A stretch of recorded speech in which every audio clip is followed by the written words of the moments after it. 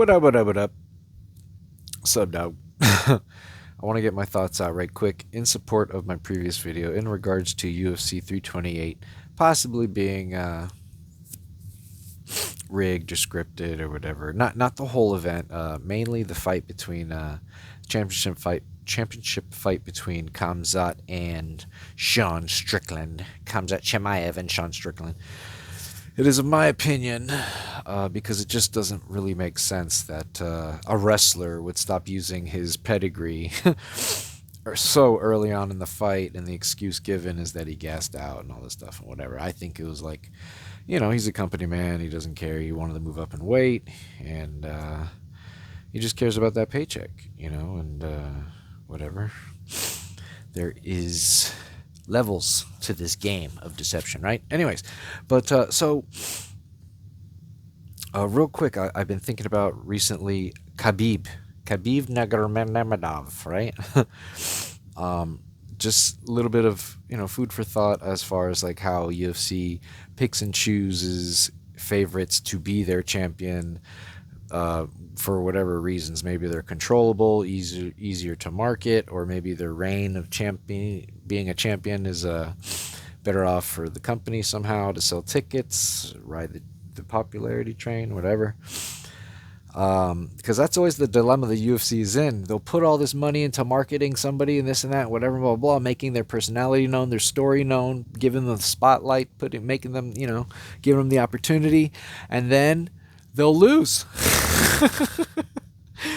How frustrating that must be, right? And then now it's like, okay, now we got this other guy. Now we got to start all over again and market all over again and create a whole new story and get people to care about this guy, even though we got all these people to sign up for this other guy's story and this other guy's trajectory and this and that and whatever. And both, they must be so frustrating. So Khabib Nurmagomedov, right?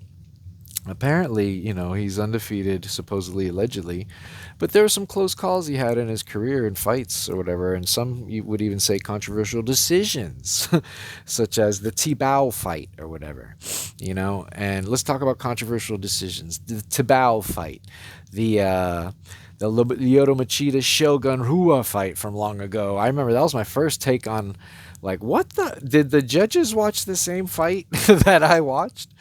What else? John Jones versus with that one dude, what's his name? Brandon Herrera or Brandon something or other, right? Some people thought that other dude won, right? They always seem to have a judge in the pocket, right? In some sort of fashion or whatever that creates a controversial decision. And knowing that there's probably plausible deniability built throughout, the company, some of them probably really don't know the details and don't know the plays and don't know whatever. But one thing's for sure, something's fishy on some fights every now and again, especially when it goes the distance. And now it just makes you wonder, is that done on purpose? And now do the fighters even know? When they're going into it at the very end, or whatever throughout, like, yeah, make it go to a decision. Make it go to a decision. Kick each other's butts, but make it go to a decision. Make it believable. Okay, Khabib Nurmagomedov, yeah, questionable, questionable reign, legacy, blah, blah, blah. But not only that, recently it's come to my attention that there's multiple videos talking about how Khabib is a scammer. CoffeeZilla did a couple videos, and Fight Society and a couple other people have been doing videos bringing it to my attention, or it's been popping up now for me, that Khabib Nurmagomedov is a freaking scammer.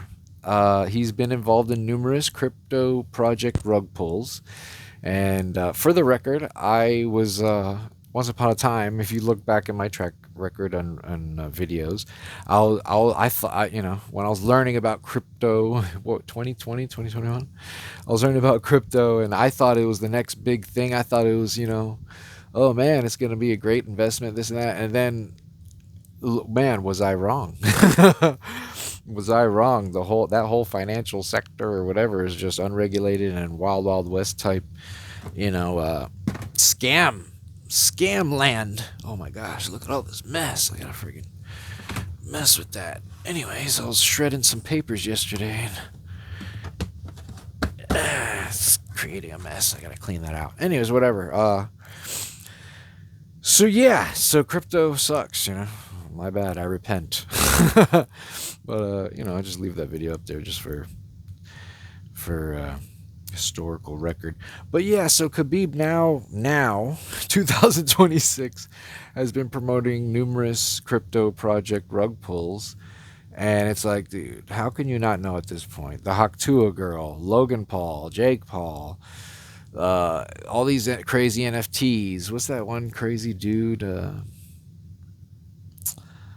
Gary Valchuk or something like that, you know, selling all these crazy NFTs for 60,000, 40,000, you know, he just draws a worm, puts it on for sale. Like, how could you not know this is just a bubble gonna burst and you're taking advantage of people? And, you know, there's people that know, they're in on the know, and people that are, you know, they go through the process and it takes a long time to be spit out until they're finally able to put the hindsight pieces of the puzzle back together and realize what happened, how they got scammed in the first place. So yeah, Khabib apparently, allegedly, supposedly, whateverly, has been promoting crypto rug pull type scam projects, whatever, and especially using his dad for the last one he did. Apparently, using his dad as the like main theme. Oh, you can honor my dad and brother, you know, whatever, if you buy an NFT and to remember and all this bullshit.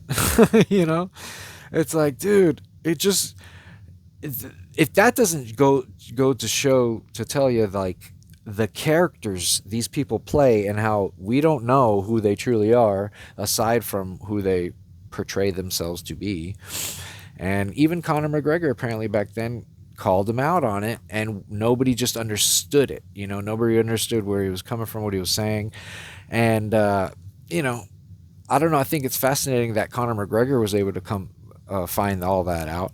And it must be because, yeah, he's got like connections, you know, he's got people doing research. He's got people that, you know, just like in Scarface, remember how Sosa had his people look into whatever and figured out he was, you know, a rat or whatever, or working with the cops.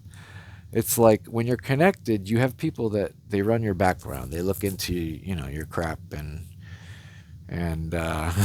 that's probably what they did. They fed Connor back the information, and he ran with it and called him out and this and that. And but the illusion, the spell was too strong back then, and everybody ate it up and fell for it.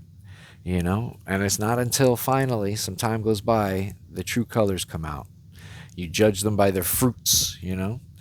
But man, this dude hiding behind, oh, my Muslim religion and oh, honor, and yeah, let's judge harshly all these sins, and oh, you know, women, and then it's like, let's look at these people's characters. Apparently, allegedly, supposedly, maybe he's involved in a he married a cousin or something. And then Kazmat Chimaev, word circulating that he might have been involved in like a kidnapping some young underage girl or something like that to make his second wife, all in secret or some crazy. Like, these are the people, man, that we put up here in this pedestal because of their so-called religious affiliations. You know, how silly, how foolish. But yeah, that's just more food for thought. There's a lot of interesting, shady characters that the UFC prop up that got these connections and ties. And man, are they good? I mean, what's going? Dude, it's like Stephen Baldwin, that crazy, nutty psychopath dude.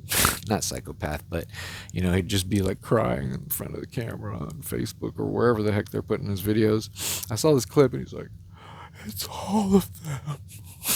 Like, so crazy. Like, that's what it feels like sometimes. It's all of them. But it's not all of them. There's levels to it, just like in the Freemason organization. People sign up for it thinking, hey, yeah, it's all this one thing. Yeah, it's innocent, whatever. Yeah, get together. Hoo-hoo, whoop-de-doo. Let's eat together. I don't know what they do. But then when you get up to the levels, oh yeah, bro, this is what we're really doing, and we benefit greatly this way. And now you're in on the end because you're up at the top of the pyramid.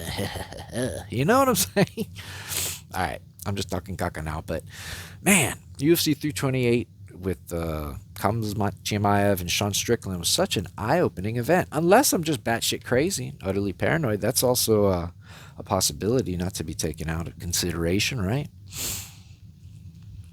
But when you think about it, man, it just falls together so perfectly. These people, it's all caca, it's all bullcrap. It's all a show, a sham. And, oh yeah, and it's all owned by what, TKO Entertainment or whatever. I forget what the heck whoever bought them, but the same people. It's like WWE, UFC, all the Average Joe versus whatever. You know, like all these things are owned by the same organization now. Isn't it possible that they're just playing by the same uh, policy book? You know, they updated the book, the little book everybody has to abide by now, and okay, if you're up here, well, you got to do this and that and that. Especially with the new Paramount deal and all this, it's the game's changed, right? I guess they're not. There's no more pay-per-view buys, you know. Anyways, continue to keep a skeptical mind, question everything. Why not? And be paranoid. It might save your life.